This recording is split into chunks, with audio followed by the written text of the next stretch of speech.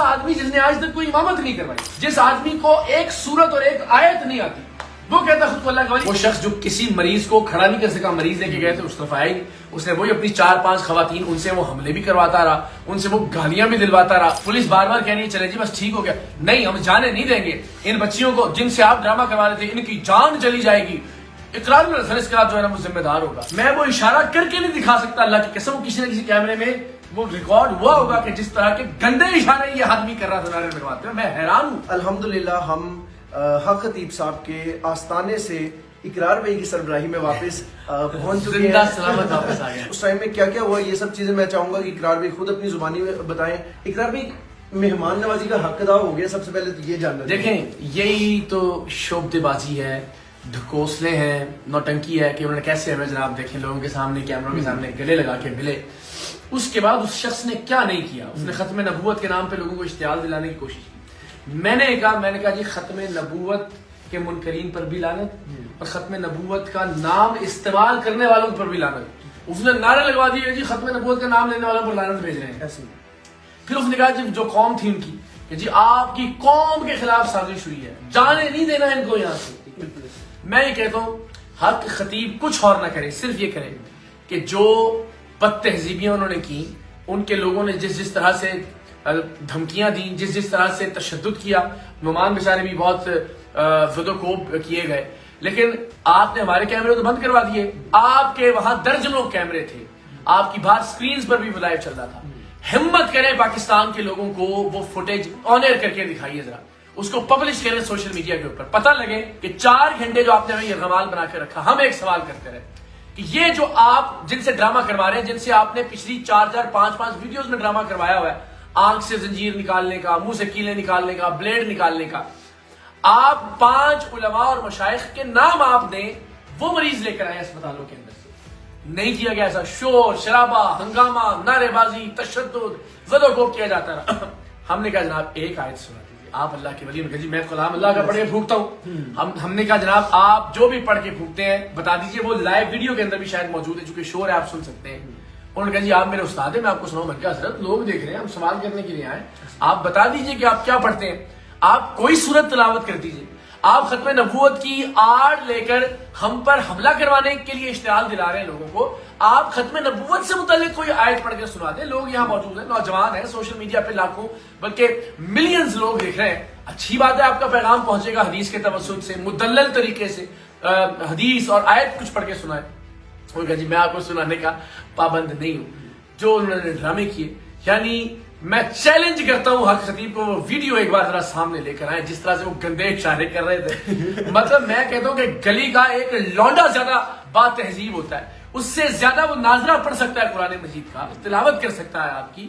اس شخص نے ایک لفظ, ایک آیہ مبارکہ, ایک سورہ مبارکہ تلاوت کر کے نہیں بتائی.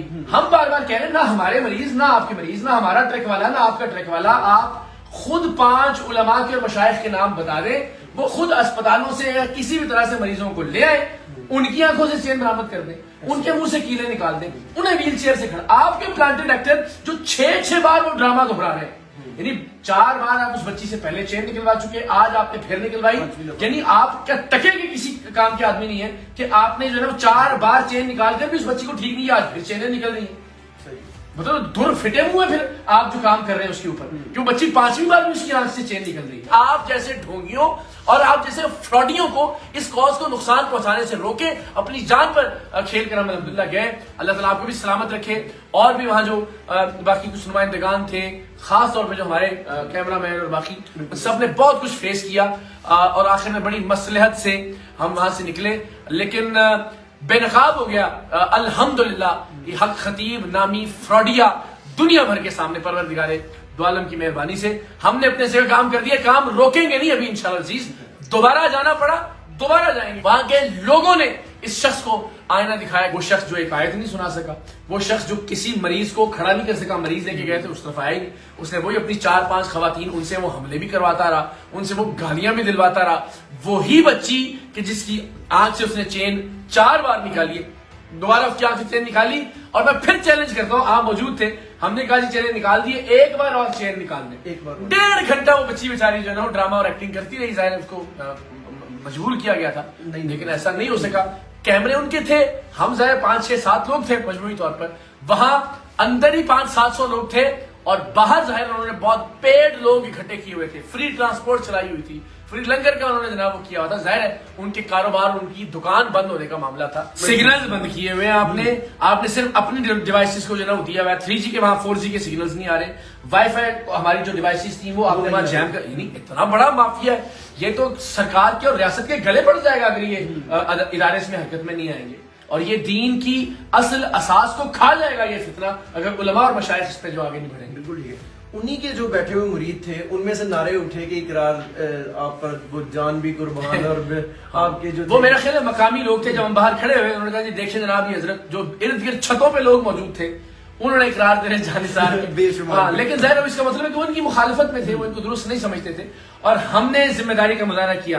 نعمان ہم جو بد تہذیبی کی گئی ہمارے ساتھ، جس طرح سے انہوں نے وہاں دھمکیاں دلوائی، جس طرح سے انہوں نے وہاں مکے دلوائے، جانتے ہیں یہ بیچارے کہ انگوٹھیاں پہن رکھی تھی ان کے بدبخت مریدوں نے، نام نہاد چیلوں نے، اور وہ ان کے سروں پہ، ہمارے کیمرہ مینوں کے سروں پہ، ہمارے بیچارے آڈیو والے جو ان کے ساتھ جس طرح سے انہوں نے سلوک روا رکھا.